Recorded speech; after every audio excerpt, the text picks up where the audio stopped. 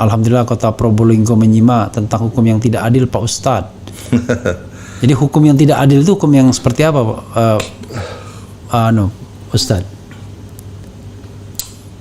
Hukum yang tidak adil. Kalau definisinya kan gini, Bang Refli. Iya. Adil itu adalah mengambil apa yang menjadi haknya, Ya. dan memberikan apa yang menjadi kewajibannya. Itu namanya adil. Ya. Gitu.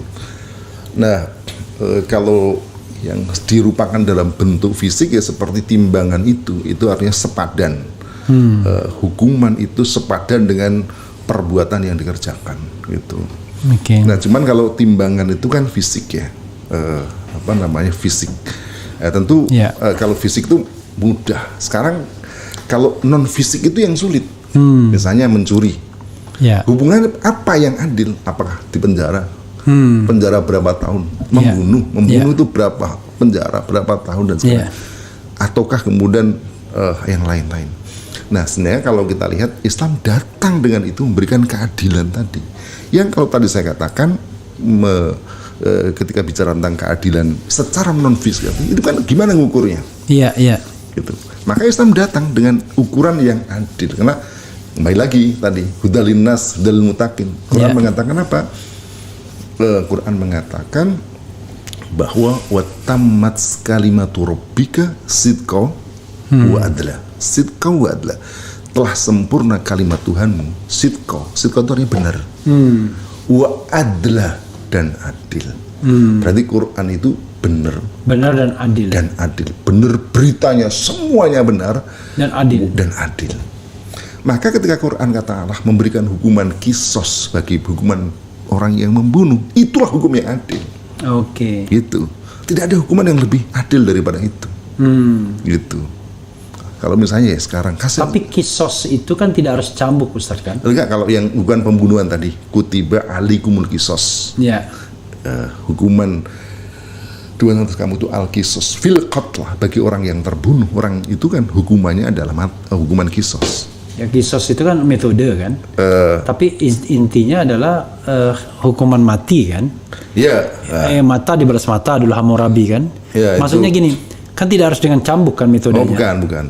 Kalau cambuk itu kan cambuk itu zaman dulu kan. Bukan. Kalau cambuk itu hukuman yang lain lagi. Itu untuk pezina.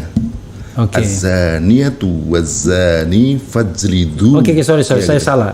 Kisos ini kan tidak harus dengan pedang penggal kepala. Enggak, itu cuma metode kan. Bisa. Yang penting kalau dalam Islam itu yang penting cepat dan ihsan. Cepat. Kenapa? Jadi kadang-kadang kan orang melihat penggal kepala itu kejam sekali ya. Kejamnya dari sudut kita, tapi dari sudut orang yang mau mati itu justru itu cepat. Iya, itu satu hal. Tapi orang kemudian hanya ingat memenggalnya, dipenggalnya saja. Dia tidak ingat bahwa orang yang dipenggal itu telah berbuat jahat pada orang lain. Iya, gitu.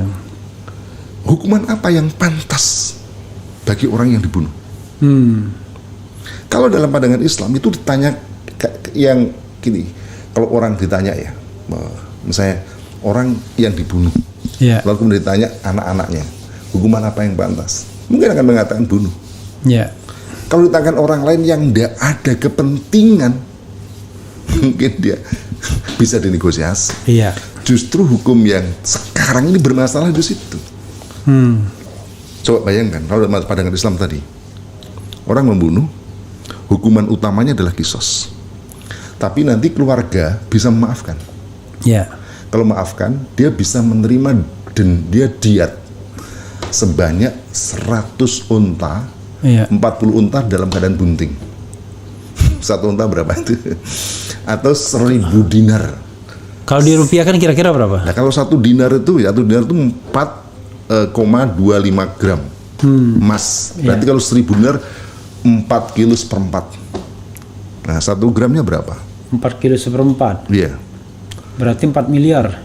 4 miliar seperempatnya. Oh iya, 4 miliar lebih. Iya, 4 miliar lebih. Iya, 4 miliar itu diberikan kepada keluarganya. Iya. Mungkin itu bisa berguna bagi anaknya, bagi istrinya dan seterusnya.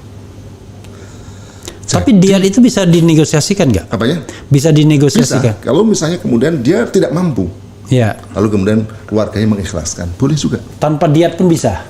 Bisa, kalau dia memaafkan. Asal ikhlas. Iya, kan itu hak dia. Iya. Gitu.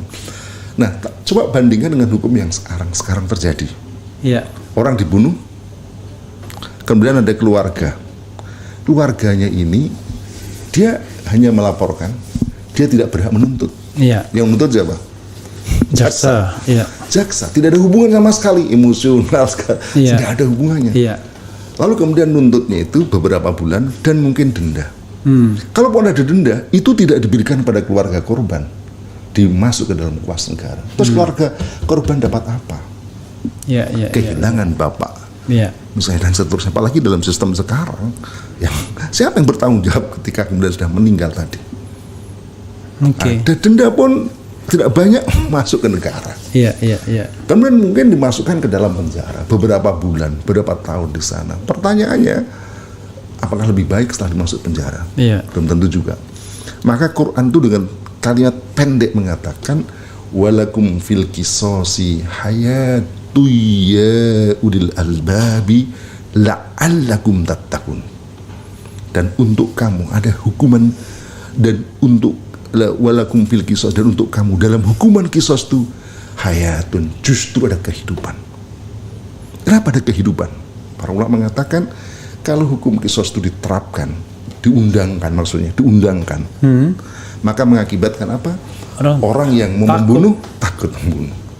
Prevention itu. Iya, ketika mau membunuh dia takut, apa yang terjadi? Kurang lah. Iya, yang terbunuh nggak jadi dibunuh. Iya, berarti kurang. Orang yang dibunuh hidup, nggak jadi dibunuh. Iya, prevention. Ya, betul. Dan ketika dia tidak jadi membunuh, dia juga nggak jadi dibunuh. Iya. Maka hayatun. Jadi masya Allah luar biasa. Hukuman yang keras kepada pelaku kejahatan itu. Itu kan seperti kita mengatakan misalnya hukuman mati, ya kan? Bagi narkoba, ya kan? Bagi pelaku macam-macam. Cuma yang jadi masalah adalah tidak konsisten. Artinya tidak jelas. Ada ruang negosiasi karena kasihkan ke sini tidak mati jadi. Nah, itu tadi. Karena masalahnya itu yang pertama, hukum yang digunakan itu bukan dari Allah. Iya. Dan seolah-olah hakim itu hanya pertanggungjawabannya di depan manusia. Kan dia menerapkan hukum manusia. Iya. Paling bertanggung jawab dengan atasannya. Iya. Ada penilaian tim hakim apa itu ya, macam-macam untuk menilai itu ya. Tapi kalau dalam Islam kan dia bertanggung jawab kepada Allah. Gitu. Dan sebenarnya mau hakim menggunakan nanti ditanya. Jadi gini, coba bayangkan Bang Refli gini. Kalau ada hakim menggunakan hukum Allah, ada pelaku pembunuhan sengaja, lalu kemudian dihukum mati. Ditanya Allah, wahai hakim, wahai si fulan, kamu kok memutuskan hukuman ini, hukuman mati? Mengapa kamu lakukan? Dengan enteng dia bisa, ya Allah, bukankah itu hukum yang engkau perintahkan? Dan aku sudah terapkan pahala. Tapi kalau kemudian menggunakan hukum yang lain, kok kamu hukum dia cuma sekian tahun penjara, atas dasar apa? Coba apa jawabnya? Engkau perintahkan, mana merintahkan? Tapi ya sekarang di dunia ini kadang-kadang ketidakadilan nyata ya. Hukum dunia aja itu kadang-kadang tidak diterapkan secara benar juga gitu ya. Apalagi hukum yang lebih. Karena satu tadi, jadi nggak ada kalau dalam bahasa kita nilai ruhiyahnya itu nggak ada. Jadi ketika kan kalau panjenengan sedang berhubungan dengan Allah itu kan ibaratnya gini, Bang Harun. Iya. Panjenengan sholat. Meski tidak ada orang sholat maghrib itu nggak berani menambah menjadi 4 rakaat, betul nggak? Nggak berani mengurangi jadi 2 rakaat. Iya. Begitulah suasana hakim orang yang menggunakan syariat Islam. Dia seolah-olah sedang dilihat Allah Subhanahu Wa Taala. Benar nggak kamu? Ketika pertanggungjawabannya begitu, maka tidak berani mempermainkan. Tapi kalau kemudian nggak ada Tuhan yang melihat, coba, maka bisa dibuat semau-maunya. Ya, akhirnya seperti yang seringkali orang lihat itu. Ya, apa itu? Ya, ini ya hukum itu seperti apa? Pisau. Tajam ke depan, tumpul ke belakang. Tumpul di atasnya. Tajam di bawah, tumpul di atas. Gitu. Bawah. Gitu. Jadi tajam ke bawah, tumpul ke atas.